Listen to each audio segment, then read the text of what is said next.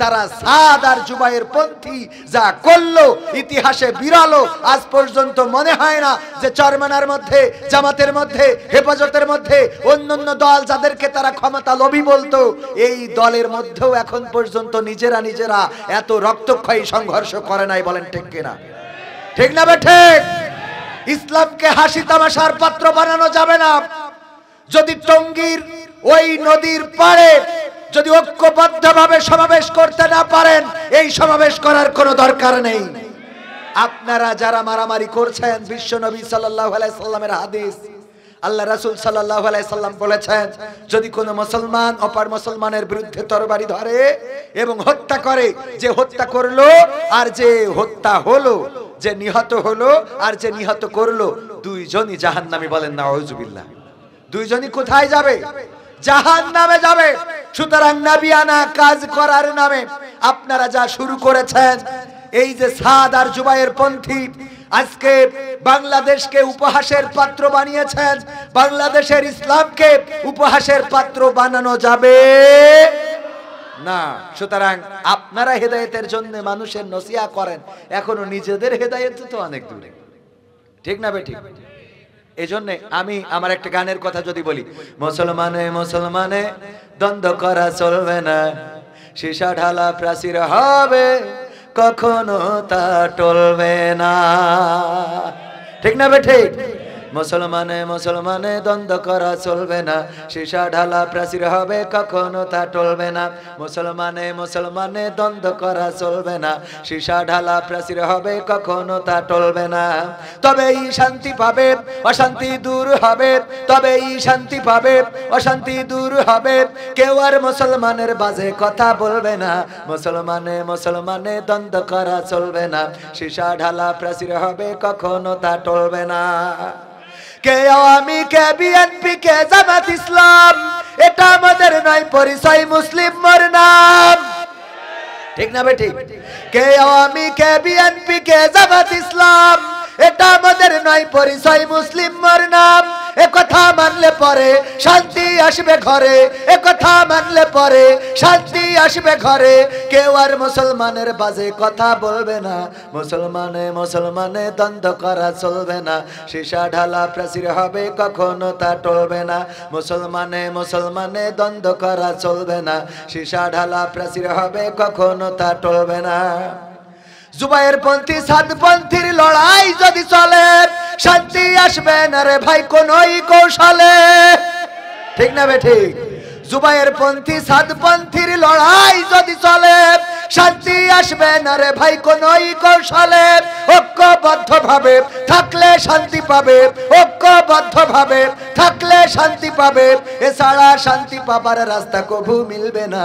মুসলমানে দ্বন্দ্ব করা চলবে না, সীসা ঢালা প্রাচীর হবে, কখনো তা টলবে না। মুসলমানে দ্বন্দ্ব করা চলবে না, সীসা ঢালা প্রাচীর হবে, কখনো তা টলবে, টলা যাবে? টলা যাবে না। মুসলমান যদি ঐক্যবদ্ধ থাকে, তাদের এই সুদৃঢ় প্রাচীরকে কেউ ভাঙতে পারবে না। ঐক্যবদ্ধ না থাকলেই ক্ষতি হওয়ার সমূহ সম্ভাবনা আছে, সমূহ না অবশ্যই ক্ষতির সম্মুখীন হবে। আল্লাহ রাব্বুল আলামিন ঐক্যবদ্ধই থাকতে বলেছেন, ওয়াতাসিমু বিহাবলিল্লাহি জামিআ ওয়ালা তাফাররাকু, তোমরা সংঘবদ্ধভাবে আল্লাহর রজ্জুকে আঁকড়ে ধরো এবং পরস্পর বিচ্ছিন্ন হইও। তাবলীগের মধ্যে শয়তান ঢুকে গেছে। কি ঢুকেছে? আমরা শুনছি আওয়ামী লীগও ঢুকেছে, ছাত্রলীগও নাকি ঢুকেছে, টেলিভিশনে দেখলাম। আমি কিন্তু বানানো কথা বলছি না। এক গ্রুপ বলতেছে যে ছাত্রলীগ যুবলীগের লোক নিয়ে এসেছে জবাই করে দিতেছে, সাতপন্থীরা ওরা নিয়ে এসেছে, নিয়ে এসে আমাকে জুবাইর পন্থীকে জবাই করেছে। আল্লাহ জানে কাকে নিয়ে এসেছে না কাকে না। তবে ওইটা বলতে চাই না, এতটুকু বলতে চাই যে শয়তান ঢুকে গেছে। কি ঢুকে গেছে? বগুড়ায় একবার শয়তান এসেছিল, দেখা হইলো আপনাদের সাথে? দেখা হয় না? দেখা হয় না? শয়তানের যিনি আর কি লিডার, বড় শয়তান যেটা আজাজিল, হ্যাঁ, তো আজাজিল আসার পরে অন্য যারা সাইগ্রেত বগুড়ার, ওরা বলতেছে আপনি যেহেতু আসিছেন উস্তাদ, তো আমাদের বগুড়ায় একটা খেল দেখাই যান। তো বলছে কি দেখাবো? বলছে আপনি শয়তানদের লিডার যেহেতু, এটা অন্তত নিদর্শন তো রেখে যাওয়া উচিত যে আপনি বগুড়ায় এসেছিলেন। তো সাত মাথার ওখানতে বলছে যে ওই হোটেল থেকে একটু ওই আঙুলির মাথায় করে তো ওই একটু দই এই নিয়ে লাগাই দাও খুঁটিতে। আঙুলের কেড়ি আঙুলের মাথায় করে কি লাগাই দাও, দই নিয়ে এসে লাগাই দাও খুঁটিতে। তো বলছে এইটুক আপনার একটা নিদর্শন, বলছে লাগাবা তো। তো দই লাগাই দিয়েছে খুঁটিতে, খুঁটি বোঝেন তো, পিলার। তো পিলারে লাগানোর পরে ওই দই দেখে পিঁপড়ে গন্ধ পেয়ে আসবে না আসবে না, মিষ্টি দই পিঁপড়ে এসেছে। পিঁপড়ে দেখে আবার পিপিলিকা ধরার জন্য টিকটিকি এসেছে। টিকটিকি চেনেন তো, আমাদের যশোরে বলে জেটি। তো এই টিকটিকি জেটি এইটা এসে ওই পিঁপড়ে ধরতে গেছে। ওই টিকটিকি দেখে আবার পাশে ছিল এক হোটেল মালিকের বিড়াল, ও চিন্তা করেছে টিকটিকিরে ধরবো। তো বিড়াল এসেছে টিকটিকিরে ধরার জন্য। বিড়াল যখন টিকটিকিরে ধরতে আসছে, আর এক মালিকের ছিল কুত্তা, ওই কুত্তা বিড়ালরে দেখে করেছে তারা। তো বিড়ালের মালিক ওই কুত্তারে দিয়েছে বাড়ি, কুত্তা কেউ কেউ করতে করতে মালিকের কাছে গেছে। মালিক কয় আমার কুকুরের মালিক কেন, কয় তোর কুকুর আমার বিড়ালরে তাড়াইলো কেন। এই দুই মালিকে গোলমাল, সাত মাথায় গোলমাল হতে হতে বলছে তোরা কোন দল করিস রে, এত বড় বাহাদুরি তোদের, ওরা আওয়ামী লীগ করে এরা বিএনপি করে। এইবার পুরো চলে গেল আওয়ামী লীগ বিএনপি পাটাপাটি মারামারি, 10টা নিহত 20টা আহত। লাগাইছিল কি একটুখানি কেড়ে আঙুলের এই কনিষ্ঠ আঙুল, এই আঙুলের মাথায় করে শয়তানের সাগরেদ রাখায় উস্তাদ এক কেড়ে আঙুলি এত কিছু। কথা কি বোঝা গেছে, বুঝতে পারছেন কিনা?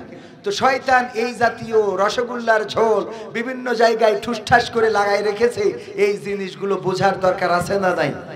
এইগুলো যখন জাতি বোঝে না, তখন জাতির কপালে দুর্ভাগ্য নেমে আসে। যেমন এসেছিল 2008 সালে ক্ষমতায় এসেছিল স্বৈরাচার, তারা ক্ষমতায় আসার পরে 2009 সালে পিলখানায় হত্যাকাণ্ড চালিয়েছিল। আমার দেশ প্রেমিক সেনাবাহিনীর সদস্য, আমার দেশ প্রেমিক সেনাবাহিনীর অফিসার, তাদেরকে নির্বিচারে হত্যা করেছিল। শুধু হত্যা করেই ক্ষান্ত হয় নাই, একের পর এক হামলা মামলা করেছে। আলেম সমাজ যারা এই দেশের নিরাপত্তা, স্বাধীনতা, সার্বভৌমত্ব রক্ষায় অতন্ত্র প্রহরী হিসাবে কাজ করত, সেই আলেমদের নামে মামলা দিয়ে তাদেরকে অ্যারেস্ট করে তাদের নামে মিথ্যা মামলা সাজিয়ে ফাঁসির কাস্টে ঝুলিয়ে শহীদ করার মতো সিদ্ধান্ত নিয়েছিল। আর অসংখ্য আলেমেরা তারা তাকিয়ে তাকিয়ে দেখেছিল, বলেন ঠিক কিনা? কালের বিবর্তনে সেই সব আলেমেরাও জেল খেটেছে। কালের বিবর্তনে সেই সব আলেমেরাও তাদের গায়ের রক্ত ঝরেছে। আজকে বগুড়ায় এসেছে চরমনাইয়ের নায়েবে আমির, সম্ভবত পদ পদবি যদি বলে বা মহাসচিব, যে পদ পদবি বলেন না কেন, মুহতারাম মুস্তাদজি জনাব ফয়জুল করিম সাহেব হাফিজাহুল্লাহ, উনি এসেছেন। উনার পরেও নেক্কারজনক হামলা হয়েছে না হয় নাই? উনার পরেও নেক্কারজনক হামলা হয়েছে, রক্ত ঝরেছে। মামুনুল হক জেলখানায় গিয়েছে। আলেম ওলামা দলমত নির্বিশেষে যারাই বাংলাদেশে সোচ্চার কণ্ঠ নিয়ে কথা বলেছে, তাদের কণ্ঠ রোধ করা হয়েছে, বলেন ঠিক কিনা? সুতরাং ঐক্যবদ্ধতার বিকল্প নেই। ঐক্যবদ্ধ থাকার দরকার আছে না নাই? ঐক্যবদ্ধ যদি থাকি তবেই এই সমাজে শান্তি আসবে। ঐক্যবদ্ধ যদি না থাকি সমাজে শান্তি আসবে? দেশ নিয়ে ষড়যন্ত্র চলছে। আমার দাদা বাবুরা কত ষড়যন্ত্র করে আমাদের এই দেশটাকে নিয়ে। এই দেশের বুকের উপর দিয়ে তারা ট্রানজিট, তাদের ট্রেন চালানোর ব্যবস্থা করেছিল। পদ্মা সেতু আমাদের উপকারের, এটা ঠিক, কিন্তু তাদের স্বার্থের জন্যই করেছিল। ওগো আমার ভাইয়েরা, দাদার দেশের প্রেসক্রিপশন, আর আমার দাদার দেশে ছিল ডাক্তার, আর আমার দেশে ছিল তার কম্পাউন্ডার। এই কম্পাউন্ডার দাদার দেশ থেকে প্রেসক্রিপশন করে দিত, আর এই কম্পাউন্ডার সেই মোতাবেক আমাদেরকে ওষুধ গিলাতো। ঠিক না বেঠে? এই ওষুধ আমরা আর খেতে চাই না। আমরা স্বাধীন সার্বভৌম বাংলাদেশের মানুষ। আমাদের স্বাধীনতাকে হরণ করা হয়েছিল। ওগো আমার ভাইয়েরা, বেনাপোল বর্ডারের কাছে আমার গ্রামের বাড়ি। আজকেও পত্রিকার নিউজ দেখলাম, আমার বেনাপোল বর্ডারে বিজিবি বিএসএফ এসে 2 জন আমাদের বাংলাদেশিকে পিটিয়ে হত্যা করে চলে গেছে। পিটিয়ে পিটিয়ে মেরেছে এই জন্যে যেন গুলি করলে বুঝতে পারবে যে বিএসএফ গুলি করেছে, এই জন্যে পিটিয়ে পিটিয়ে মেরে রেখে চলে গেছে। আমাদের বাংলাদেশের সীমান্তে বাংলাদেশিরা কাজ করে, চাষ করে, ফসল ফলায়, তাদের উপরে নির্বিচারে গুলি চালানো হয়। আমাদের সীমান্তে কতবার কত বাংলাদেশিকে অন্যায়ভাবে হত্যা করা হলো। প্রতিবাদ করার জন্য আমাদের নেত্রীদের কোনোদিন দেখলাম না, নেতাদের কোনোদিন দেখলাম না, বরং পতাকা বৈঠক করে লাশ নিয়ে আসতো, বলেন ঠিক কিনা? আমার ফেলানিকে হত্যা শুধু করেই নাই, আমার ফেলানিকে টানিয়ে রেখেছিল ওই তার কাটার বেড়ায়। আহারে এত নির্মমতা! ওরা নাকি আমাদের মানবতা শিক্ষা দেয়, ওরা নাকি আমাদের সাম্প্রদায়িকতা শিক্ষা দেয়, ওরা নাকি অসাম্প্রদায়িক দেশ। আমি বলেছি, ওগো মোদি সরকার, ওগো ইন্ডিয়ার সরকার, শুনে রাখো, তোমরা আমাদের বাংলাদেশকে বুঝাতে চেয়েছো এই দেশে আমরা সংখ্যালঘুদের নির্যাতন করে থাকি, অথচ আমার দেশের কোনো হিন্দু এই কথা বলে না যে তাদের উপরে নির্যাতন হচ্ছে।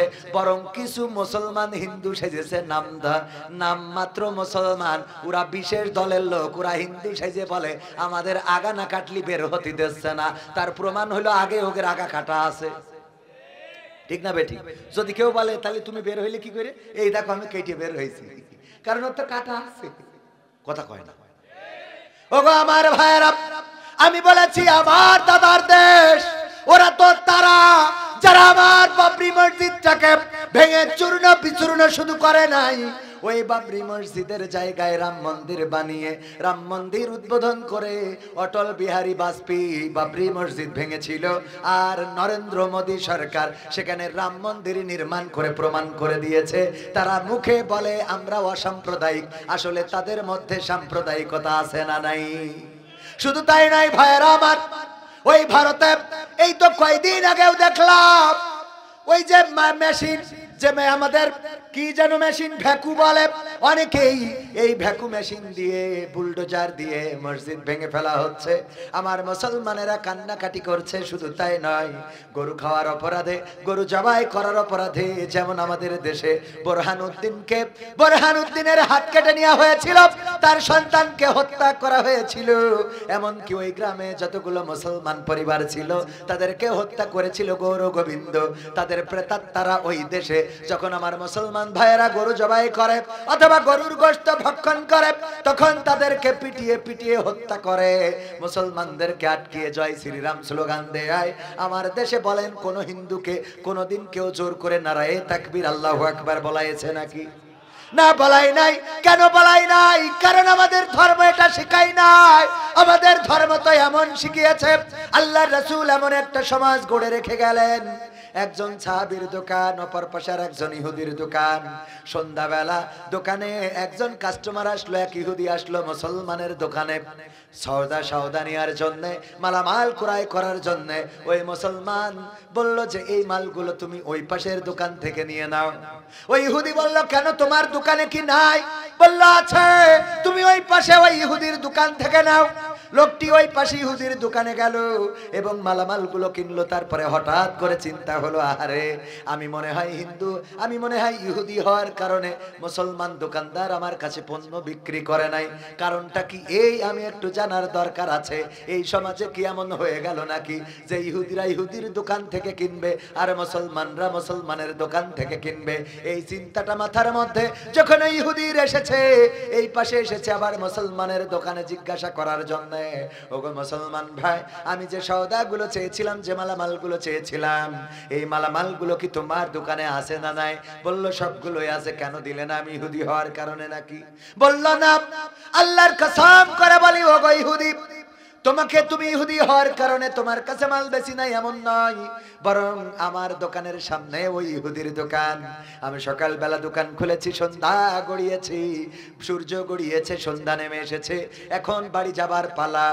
আমি সারাটা দিন বেচা কেনা করেছি, আলহামদুলিল্লাহ, আল্লাহ রাব্বুল আলামিন আমাকে পর্যাপ্ত রিজিক দান করেছেন। অপর পাশে যে ইহুদির দোকান, আমি দেখেছি তার দোকানে আজ তেমন ভালো কাস্টমার ঢোকে নাই। ওগো আমার ভাই, আমার বাড়িতে পরিবার আছে, আমার স্ত্রী সন্তান, আমার মা বাবা পথ চেয়ে থাকে। প্রতিদিন আমি বেচা কেনা করে তাদের জন্য প্রয়োজনীয় জিনিসপত্র কিনে নিয়ে বাড়িতে যাই। ওই ইহুদির বাড়িতেও তো তার মা আছে, তার বাবা আছে, তার ভাই আছে, তার পরিবার আছে, তার সন্তানেরা পথ চেয়ে আছে। যদি বেচা কেনা না করতে পারে, সন্ধ্যাবেলা কি নিয়ে বাড়িতে ফিরবে? এই জন্য আমার ইহুদি ভাই, আমি ওই মুসলমানের কাস্টমার বাড়ানোর জন্য আমি তোমাকে তার দোকানে পাঠিয়েছি। এটাই হলো সত্য ঘটনা। আল্লাহু আকবার। এটাই হলো সত্য ঘটনা। ওগো ইহুদি, তুমি ইহুদি বলে বেশি নাই এমন নাই। এই ছিল আমার মুসলমানের আদর্শ, একজনকে সহযোগিতা করা, একজনকে সাহায্য করা, তার বিপদে তার পাশে দাঁড়ানো আমর ইবনে আস দামেস্কের গভর্নর ওমর রাদিয়াল্লাহু তাআলা আনহু নিযুক্ত গভর্নর।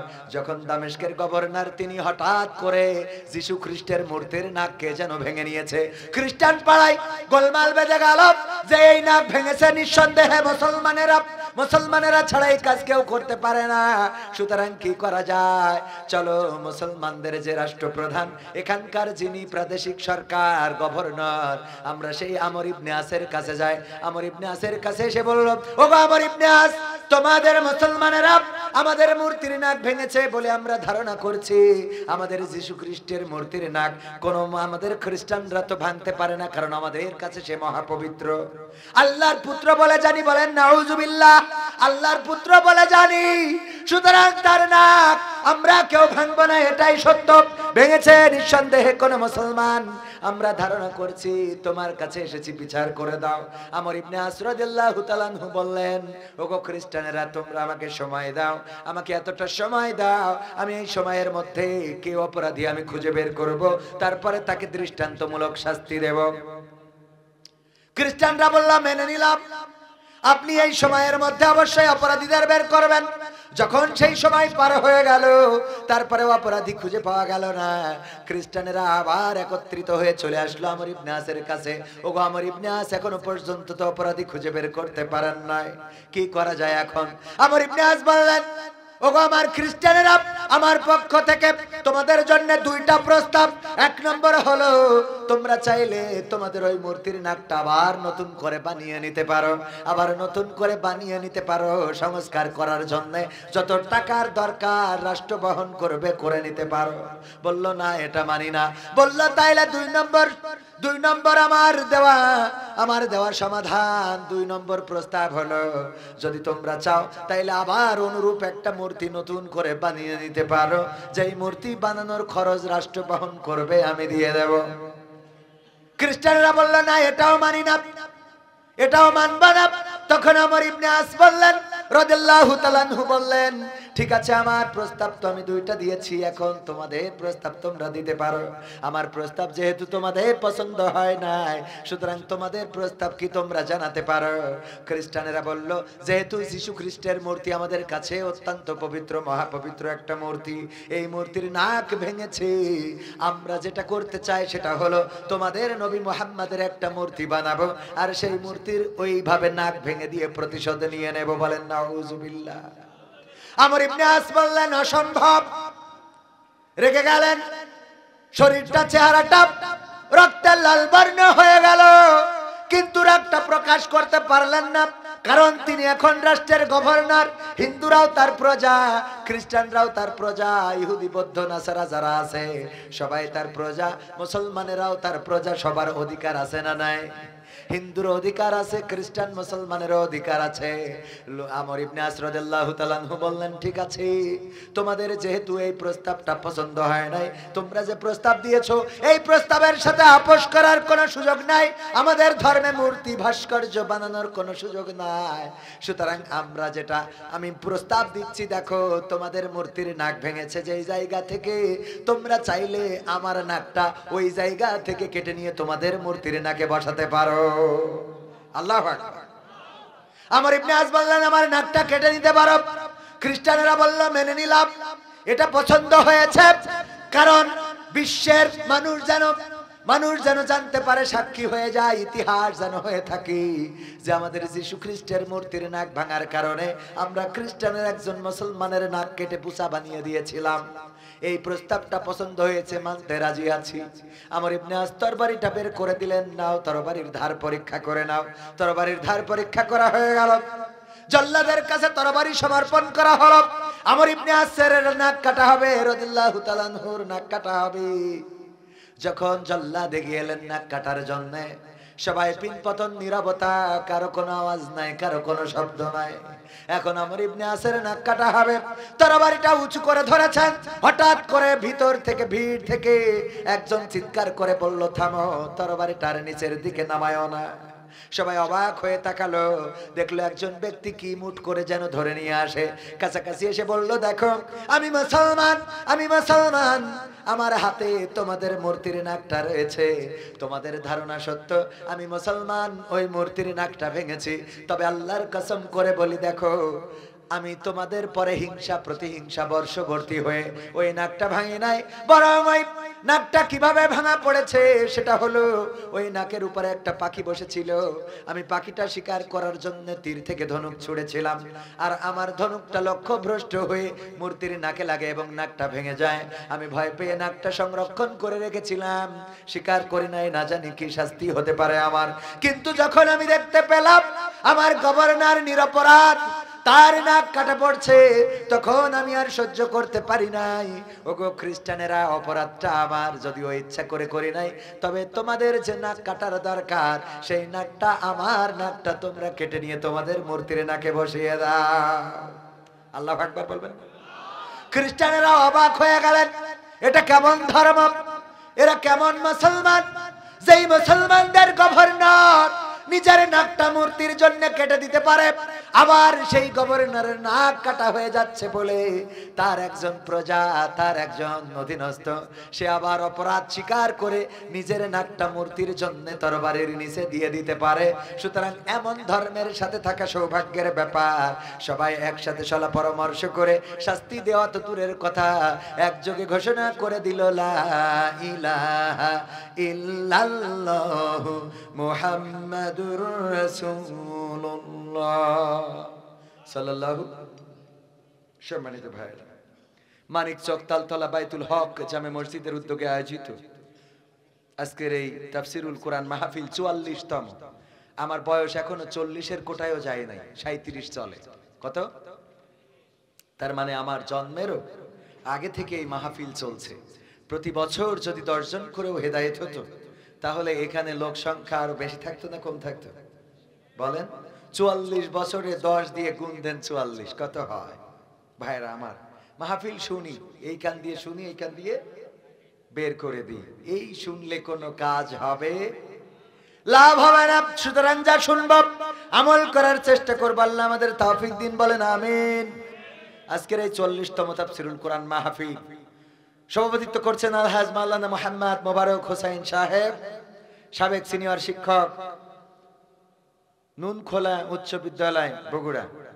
এছাড়া আরো অন্যান্য অতিথি রয়েছেন। প্রধান অতিথি হিসাবে এসেছিলেন আমাদের বগুড়ার গণমানুষের নেতা, প্রিয় ভাজন, শ্রদ্ধা ভাজন, বাংলাদেশ জামাত ইসলামীর বগুড়া শহর শাখার সম্মানিত আমির অধ্যক্ষ আবিদুর রহমান সোহেল সাহেব। এছাড়া প্রধান পৃষ্ঠপোষকতায় আছেন অ্যাডভোকেট ইয়াকুব আলী সাহেব। আলোচনা করেছেন হাফেজ কারি মাওলানা মোহাম্মদ হাবিবুল্লাহ মিসবাহ সাহেব। আলোচনা করেছেন আমার পাশে বসে থাকা আমার বন্ধুবর, বিশেষ আলোচক, বাংলাদেশ এবং ভারতে আলোড়ন সৃষ্টিকারী উদীয়মান তরুণ বক্তা কারি মাওলানা মারুফ হুসাইন রবি সাহেব, সদস্য মাজলিসুল মুফাসসিরিন বগুড়া সহ অত্যন্ত চমৎকার আলোচনা করে আপনাদের মুগ্ধ করেছেন, মনোমুগ্ধকর আলোচনা করেছেন। আল্লাহ রাব্বুল আলামিন ভাইয়ের কণ্ঠকে গোটা বিশ্বময় কবুল করে নিন, বলেন আমিন। আল্লাহ রাব্বুল আলামিন দিন প্রচারে এই কণ্ঠকে আমৃত্যুকাল সোচ্চার রাখার তৌফিক দান করুন, বলেন আমিন। এছাড়া আয়োজনে পরিচালনায় যারা রয়েছেন, ডানে বামে শ্রদ্ধাভাজন ব্যক্তিবর্গ রয়েছেন, আমার সামনে উপবিষ্ট দিনদার ইমানদার মুসলমান ভাই বাবাজিরা, পর্দার অন্তরালে মা এবং বোনেরা, সবাইকে অন্তর স্থল থেকে সালাম জানাচ্ছি। আসসালামু আলাইকুম রাহমাতুল্লাহি ওয়া বারাকাতুহু। কষ্ট হয়ে গেল আপনাদের? সালাম দেওয়া কি সুন্নাত, উত্তর দেওয়া ওয়াজিব। তো উত্তর সালাম যদি আমি জোরে দিই, উত্তর জোরে না দিলেও হবে, সবাই দেওয়া উত্তর দেওয়া এটাই তো ওয়াজিব, ঠিক কি না? আসসালামু আলাইকুম রাহমাতুল্লাহ। দেখেন সবাই দশে মিলে করি কাজ, হারি জিতি নাহিলাজ। ওই বাবা সন্তানদেরকে শিখিয়েছিলেন ছোটবেলায়, 10টা লাঠি একসাথে বেঁধে দিলেন, দেওয়ার পরে বললেন বাবারা তোমরা 10 ভাই আছো, এটা ভাঙো তো, একজন একজন করে সবার হাতে দিলেন। সবাই চেষ্টা করলো কিন্তু কেউ ভাঙতে পারলো না, সবার ঘাম ছুটে গেল। তারপরে বাবা কি করলেন, রশিটা খুললেন এবং একটা একটা করে 10 ভাইয়ের হাতে 10টা লাঠি দিয়ে দিলেন, আর বললেন এবার ভাঙো তো। সবাই যখন 4 দিল তখন মটমট করে লাঠিগুলো ভেঙে গেল। বাবা শিখিয়ে দিলেন, ওগো গো আমার সন্তানেরা, 10টা ভাই যদি ঐক্যবদ্ধ থাকো তাহলে তোমাদের কেউ ভাঙতে পারবে না, কিন্তু যদি তোমরা একজন একজন হয়ে যাও তাহলে তোমাদেরকে ভেঙে ফেলবে, এভাবেই তোমরা ধ্বংস হয়ে যাবে। ও গো আমার মুসলমানেরা, ঐক্যবদ্ধভাবে সবাই যদি তাকবীর দিই তাহলে বাতিলেরা শুধু নয়, শয়তানও বাংলাদেশ ছেড়ে পালাবে। বলেন ঠিক কিনা? কিন্তু আমরা যদি সবাই মনে করি যে না, আমি বলার দরকার নাই, ওই রাজার পুকুরে দুধ ঢালার মতো, রাজা বলল আমি যে পুকুর খনন করেছি এই পুকুরে তোমরা এসে দুধ ঢেলে যাবে, কারণ আমি একটা দুধের পুকুর বানাতে চাই। কি ঢেলে যাবে? আমার রবি ভাই চিন্তা করলাম সবাই তো দুধ ঢালবে, আমি যে এক কলস পানি ঢালি। আমার চাচা যান চিন্তা করলো রাজার আদেশ, যেহেতু এটা বরখেলাপ করা যাবে না, সবাই তো দুধ ঢালবে, আমি যে পানি ঢালি। তারপরে আমার বাবা যান ও চিন্তা করলো সবাই তো দুধ ঢালবে, আমি যে পানি ঢালি। এমনি ভাবে গ্রামের সবাই চিন্তা করলো সবাই তো দুধ ঢালবে, আমি পানি ঢালি। এরপরে সকালবেলা রাজা জানে রাত্রে আমার প্রজারা পুকুরটারে ভরিয়ে ফেলেছে দুধ দিয়ে, কিন্তু সকালবেলা রাজা যেয়ে দেখে আহারে এই পুকুরটা দুধের পুকুর নয়, বরং পানির পুকুর হয়ে বসে আছে। কারণ সবার চিন্তা ছিল একরকম, যে কেউ না কেউ সবাই তো দুধ ঢালবে, আমি পানি ঢালি। কিন্তু সবার চিন্তা হয়ে গেছে একরকম, যে সবাই দুধ ঢালবে, আমি পানি ঢালি। ওগো আমার ভাইয়েরা, অন্যায় হয়, অপরাধ হয়, আমরা মনে করি কেউ না কেউ প্রতিবাদ করবে, আমি অন্তত চুপ থাকি। এইভাবে সবাই চিন্তা করে কেউ না কেউ প্রতিবাদ করবে, আমি চুপ থাকি। আর এই সমাজে প্রতিবাদ করা হয়ে ওঠে না। ঠিক না বেঠে? যখন সবাই সোচ্চার হয়ে গেল, আমার ছাত্ররাও জেগে উঠল, আমার দেশের মানুষ, আমার দেশের অভিভাবক, আমার দেশের শিক্ষিত অশিক্ষিত রিকশাওয়ালা চাওয়ালা, রিকশাওয়ালাও রিকশার উপরে দাঁড়ায় স্যালুট দিল, যাও এগিয়ে যাও। রিকশাওয়ালারাও আহত মানুষদেরকে রিকশায় করে নিয়ে হাসপাতালে ছুটে চললো। ওগো আমার ভাইয়েরা, যখন সবাই জেগে গেল, ওই যে ঢাকা বিশ্ববিদ্যালয়ের টিচার সম্ভবত বলেছিলেন যে যদি সবাই মৃত্যুকে ভয় পাও তাইলে সবাইকে মরতে হবে, আর যদি সবাই মৃত্যুকে ভয় না পাও তাইলে ওরা কাউকে মারতে পারবে না। সবাই যখন মৃত্যু ভয় ভুলে রাজপথে দাঁড়ালো, তখন রাজপথে দাঁড়ানোর কারণে ভাইয়েরা আমার, রাজপথে দাঁড়ানোর কারণে বিজয় এসেছে না আসে নাই? কথা কয় না, এসেছে না আসে নাই? শেখ হাসিনা পালিয়েছে না পালায় নাই? আমি সাইফুল্লাহ মানসুর ভাইয়ের গানটারে কনভার্ট করেছি। ক্ষমতায় কেউ স্থায়ী হয় না, হোক না সে হাসিনা কি বারে না, সে আরটা চিরকাল থাকে না। ঠিক না বে ঠিক? ক্ষমতায় কেউ স্থায়ী হয় না। আমি প্রধান বক্তা, শিল্পী না। তো মোহতারাম ভাই, জাগরণী ইসলামী সঙ্গীত বলার আহ্বান রইল কমিটি, তা আমি তো বক্তা দিছেন, আমি তো আকর্ষণ না, ওয়াজ করতে হবে। আপনারা মানুষ আসছে বক্তার কাছে বক্তৃতা শোনার জন্য, ঠিক কিনা? তো এখন গান এর মধ্যে, তারপরে তো সময় তো আর 5 মিনিট আছে, আপনারা উঠাবেন দেরি করে। শেষ ভালো যায়, সব ভালো তার। টাইম দাওয়াত নেওয়ার সময় ক্লিয়ার বলে দিই, ভাই আমার যোগ্যতা কম, অল্প কথা বলবো, তাও অল্প কত, 2 ঘন্টা। কয় ঘন্টা? 2 ঘন্টা। আমার দাড়ির পাশান ভাঙতে ভাঙতে 1 ঘন্টা চলে যায়, আর 1 ঘন্টা গান গজল যা পারি শোনাই যাবে। দাওয়াত নেওয়ার সময় কথা বলবেন নগদ কথা। আজকে বের হওয়ার সময়ও বললেন 9:30টায় উঠাবো, আপনি 10:30টায় স্টেজ দিবেন, 11টায় স্টেজ দিবেন কেন? আমাদের সময়ের দাম নেই? আপনি 1 ঘন্টা আমার জীবন থেকে নষ্ট করতে পারেন না, এই অধিকার আপনার দেয়া হয় না। আপনি দেরি করে উঠাবেন কেন? আপনি দাওয়াত নেওয়ার সময় বলবেন যে ভাই 12টায় উঠাবো, আমি যদি পারি নেব, না পারলে নেব না। কথা ঠিক আছে বাজান? আমি যদি পারি নেব, না পারলে নেব না। আপনিও বাধ্য না, আমিও বাধ্য না। আপনি চাইলে অনেক হুজুর পাবেন, বাংলাদেশে হুজুরের অভাব আছে, অনেক হুজুর বাংলাদেশে আছে, ঠিক না বে ঠিক? এটা নিলেই হয়। আবার আমারও মাহফিলের অভাব হবে না। আমার মতো পাগল ছাগলের নেওয়ার জন্য কত পাগল আল্লাহ দুনিয়ায় আছে, আছে না নাই? সুতরাং আপনার সাথে যদি বনে নিবেন, না বলে নেবেন। মাহফিল আমি ইউটিউবার ভাইদেরও বলছি, আলোচক আমার অনেকেই আলেম মনে করে না, দরকারও নেই। আমি আলেমও আপনাদের মতো আলেম হইতে চাই না, কারণ আল্লাহর নবী বলেছেন জাহান্নাম উদ্বোধন করা হবে প্রথম আলেম দিয়ে। প্রথম আলেম দিয়ে 3 শ্রেণীর, 1 হলো আলেম, 2 শহীদ, 3 দানবীর। 3 কি? বিশ্ব নবীর হাদিস, এখানে আলেমরা আছেন।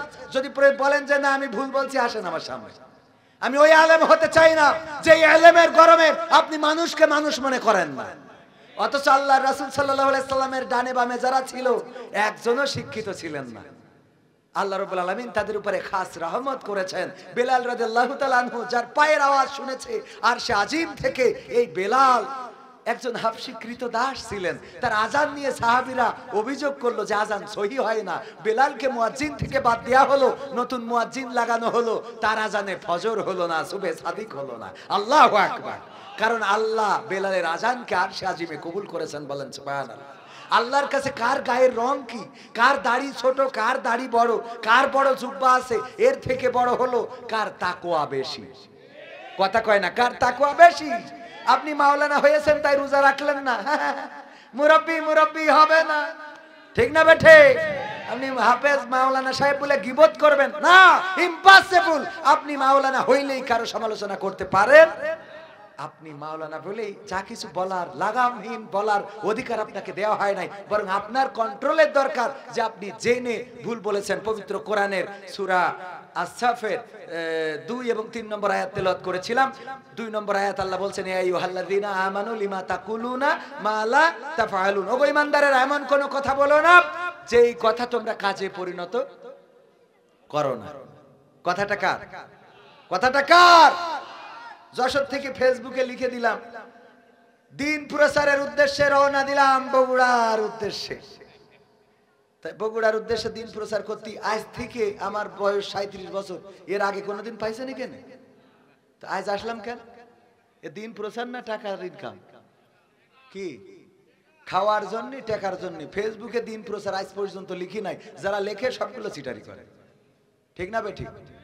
টাকা না দিলে দিন প্রচার করিনি, তাহলে আমি কি দিন প্রচারের জন্য আসি? আমি আইসি তো ব্যবসা করার জন্য, ঠিক না বেঠিক? এই কথাগুলো ওপেন বলার সাহস করে না, ভাঙাইয়ে খায়। ওপেন বলেন, খায়, এটা করেই খায়। ইমামতি করে, ইমাম বেতন নেয় না? নেয় না। ইমাম বলেই নাই আমার সংসার চালানোর জন্য 15,000 টাকা বেতন দিলে করবে, না দিলে অমুক মসজিদে আছে 20,000 দেবে, আমি সেখানে যাচ্ছি, ঠিক না বেঠিক? তো এটা রাত ঢাকে তো কিছু। ইমাম যদি বলে আল্লাহর জন্য নামাজ পড়াচ্ছি, আল্লাহর জন্য নামাজ পড়ায়, নামাজ নিজেরটা পড়ে আল্লাহর জন্য, ঠিক না বেঠিক? কিন্তু পড়াই তো বেতনের জন্য। বেতন না দিয়ে তুমি 1 মাস পড়াও, দিন দেখি কত বড় আল্লাহ ওয়ালি তুমি থাকবে। কথা কাজের মিল যদি না রাখে, সে যত বড় মাওলানা, মুফতি, মুহাদ্দিস হোক, আল্লাহর কসম, আল্লাহর কাছে তার চারা নাও দাম হয়। কথা কাজে মিল নাই, আপনার কিসের দাম আপনার? আল্লাহ বললেন, ইয়া আইয়ুহাল্লাযীনা আমানু লিমা তাকুলুনা মা লা তাফআলুন। ওগো ঈমানদারেরা, এমন কোন কথা বলো না যা তোমরা কাজে পরিণত করো না। পরবর্তী আয়াতে বললেন, কাবুরা মাকতান ইনদাল্লাহি আন তাকুলু মা লা তাফআলুন। ওগো ঈমানদারেরা, আরো শুনে নাও, এটা আল্লাহর কাছে অত্যন্ত অপছন্দের, অত্যন্ত ঘৃণার, অত্যন্ত ক্রোধের, অত্যন্ত রাগের, যে তোমরা মুখে যা বলো কাজে তা পরিণত করো। এটা আল্লাহর কাছে অত্যন্ত অপছন্দের। এই অপছন্দের কাজ আমার দেশে অহরহ হয়। আমার ওবায়দুল কাদের কাকা বলল যে পালাবো না, বলেছে না? বলে না, পালাবো না বলি চলে গেছে। তাহলে ও কি কথার সাথে কাজের মিল রেখেছে? আল্লাহ বলছে, কাবুরা মাকতান, ও ওবায়দুল কাদের শোনো, কাবুরা মাকতান ইনদাল্লাহি আন তাকুলু মা লা তাফআলুন।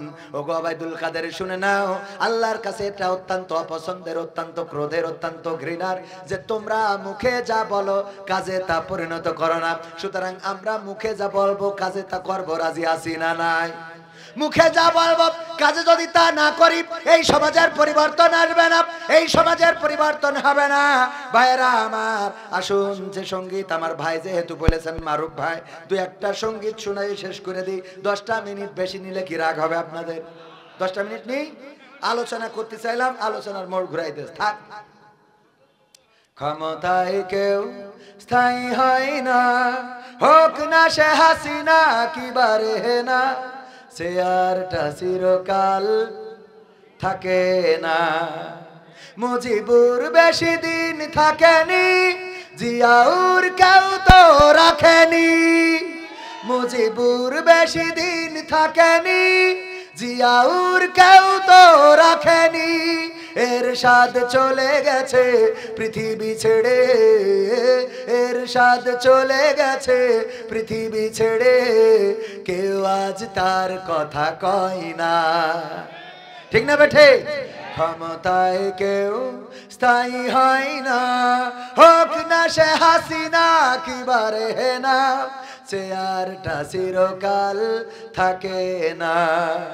হাসিনা ক্ষমতা ধরে রাখতে আয়না ঘর বানিয়েছিল, জনগণের রোশন হলে দাদার দেশে